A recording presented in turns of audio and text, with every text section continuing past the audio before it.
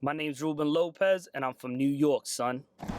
Day in the life of a New York City construction worker, part 14. So definitely not the best day to make this video because it is raining a little bit. So we're gonna be limited on the amount of B-roll that we're gonna be able to capture. But as requested, today I'm gonna do Local 79 Laborers Union versus Local 731. And we're also gonna include Local 78 because they are laborers as well.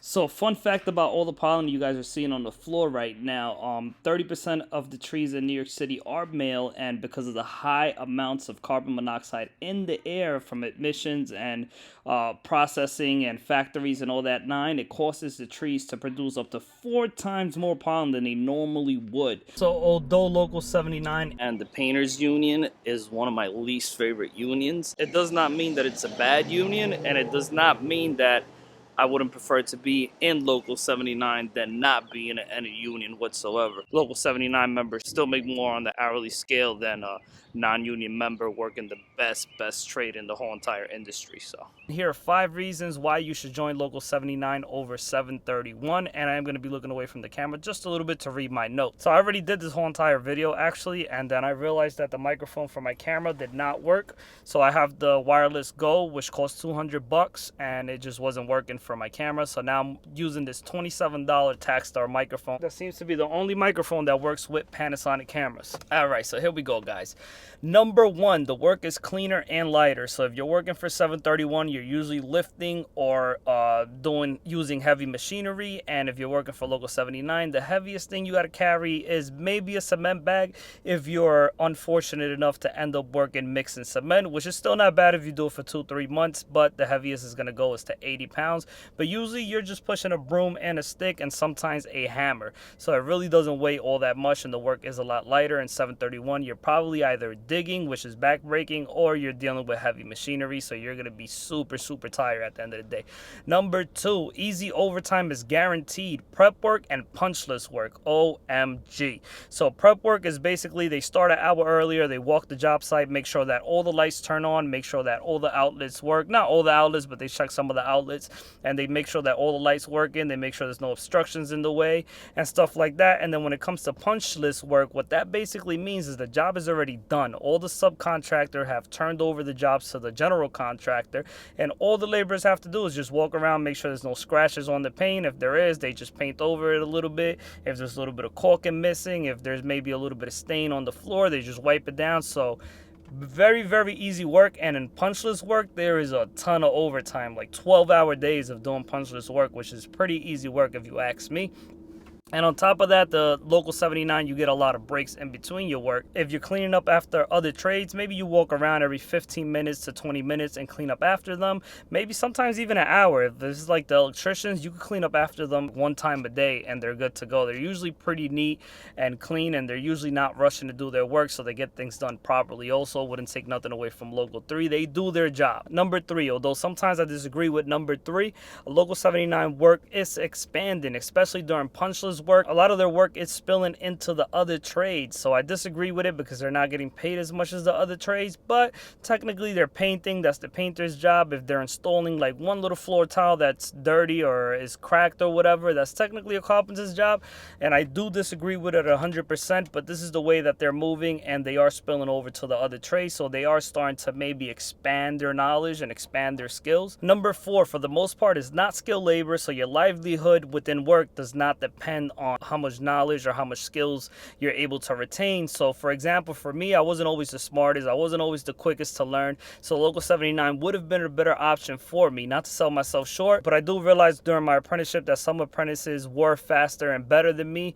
Even when we did the 4th year apprenticeship Golden Hammer competition, I did come in 3rd place, so there was 2 people that were ahead of me, essentially 2 people that were better than me, smarter than me, faster to learn, especially when it came to exterior carpentry, which I didn't have too much knowledge of and I didn't do too much of. Most of my stuff was interior, so I mostly worked as a commercial framer. I really didn't have too much experience when it came to exterior carpentry, so having something that's not as skillful might be a little bit easier for you. And if you realize that maybe you wouldn't have the potential to be one of the best, then maybe, joining a local union that still pays upwards of $100,000 a year, and you don't have to be as skillful or as smart as everybody else, then it might be a local union that you might look into. I think Local 731 I think the skill level is just as high as Local 79, so I don't think they differ from each other. So it's a reason to join either or over some of the other trades. So like, to be an electrician, you got to go to school and you got to get an associate's degree while you're doing your apprenticeship. So if you're not good with the books, you're just not good with the books, and it just would be better for you to join one of the labor unions. Number 5, they're usually the ones hiring the most, so the wait time of being hired are very short. And if you wait on some of these other locals like the electricians or the carpenters, you might end up waiting 5 years and you might never get in unless you do the pre-apprentice program. Then you're guaranteed a backdoor entrance. But aside from that, if you want to go ahead and do things on your own and you don't want to follow the steps that I laid down for you guys to follow, which is to join a pre-apprentice program and then get into the union, then you might end up waiting 5 years, and then wherever your name went into that lottery, they might just go ahead and scrap that whole lottery and start a whole new one again. So you might end up waiting another 5 years, and they might not even call you, and even if they call you for the interview, it doesn't guarantee the job. So let's talk about Local 78 just a little bit. So Local 78, they get rid of 75% of asbestos removal in New York City. So shout out, big thumbs up, big shout out to Local 78 for doing the job safely.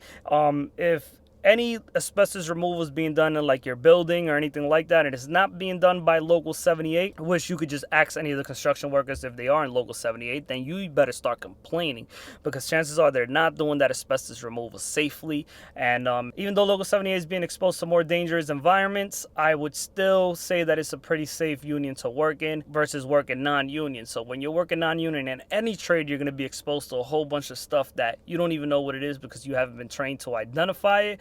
And your contractor's not really going to care too much about it either, because they just don't care about you. They just care about their pockets. You definitely want to work union no matter what union it is that you get into. I definitely would suggest that people do join Local 79 over 731, but it's not to say that Local 731 is a bad local to get into. They do get paid about $20 an hour more, but the way I would assess that situation, even though I said in one of my previous videos to always go for the local union that pays the most, this is what I would assess it with.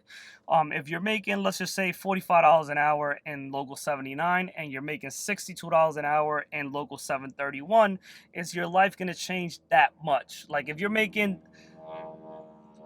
a loud plane passing by, let's be quiet for a second. That thing is loud. Whew. Hope the microphone picks that one up. So if you're making $45 an hour, you're going to be probably living in the same house, going to the same restaurants, living the same lifestyle, wearing the same clothes as if you were making $62 an hour. But at $62 an hour, you're exposing yourself to a lot more risk. Not to say that you're not being exposed to some limited amount of risk as Local 79 making $45 an hour, but is the money difference really worth it? In my opinion, is not.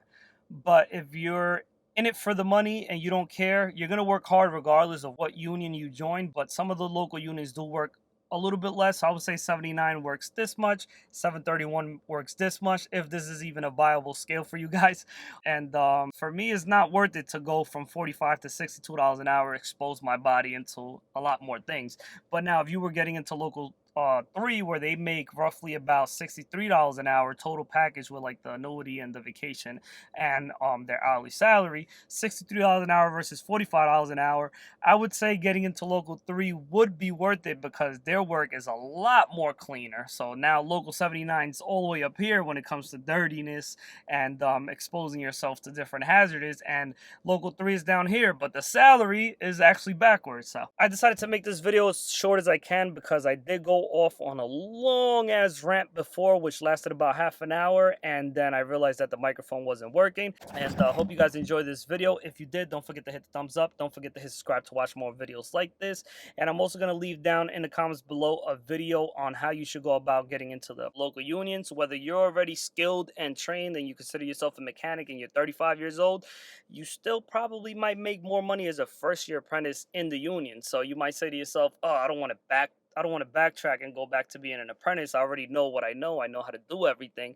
But if you're making more money as an apprentice, like, I would rather get paid what the mechanics make, $50+ an hour, and do the work that a first year apprentice does, why not? My name's Ruben Lopez, and I'm from New York, son.